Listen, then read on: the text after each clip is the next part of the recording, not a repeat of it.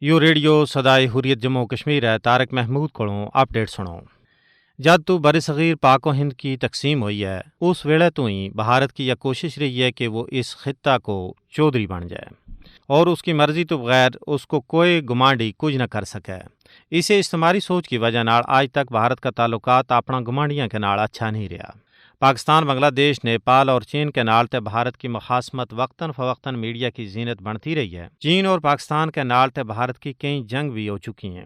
نیپال جڑو کہ ایک ہندو ملک ہے اس کے نال بھی بھارت کو تنازع مسلسل جاری ہے اور نیپال نہ بھارت کی ہندو انتہا پسند حکومت اپنو تابع فرمان بنانو چاہے۔ اس واسطے نیپال کا اندرونی معاملات میں مداخلت بھارت اپنو حق سمجھے۔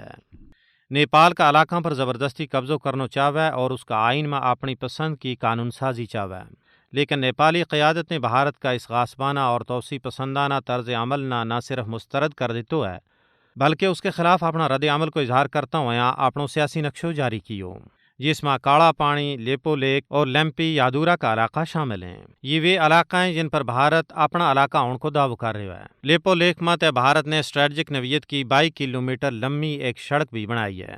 بھارت میں برسر اقتدار ہندو انتہا پسند بی جے پی کی حکومت ملک میں ہندوتوا نظریات نافذ کرنا چاہے، جس واسطے ملکی قانون میں تبدیلی کی جا رہی ہیں۔ مقبوضہ ریاست جموں کشمیر کی خصوصی حیثیت نہ ختم کی ہو گیا اور اس کی مسلم شناخت بھی کھسی جا رہی ہے۔ اس تو علاوہ بھارت میں بسن والی اقلیتوں کا حقوق سلب کر کے انہوں نے دیوار کے نال لائے جا رہے ہے۔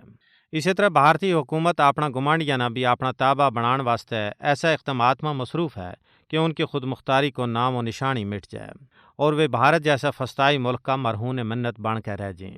بھارت کا حکمرانہ انسانی تاریخ کو مطالعہ کرنا چاہیے، جس میں واضح ہے کہ زور زبردستی کر کے کسی ملک و قوم نہ محکوم و مجبور نہیں بنایا جا سکتا۔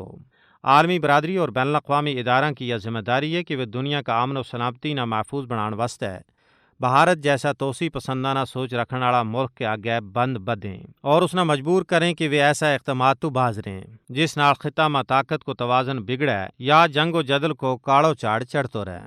یاد رکھنا چاہیے کہ جس جگہ بدامنی اور جنگ کو ماحول ہوئے اوت کسی قسم کی ترقی اور خوشحالی کو تصور بھی نہیں کیا جا سکتا۔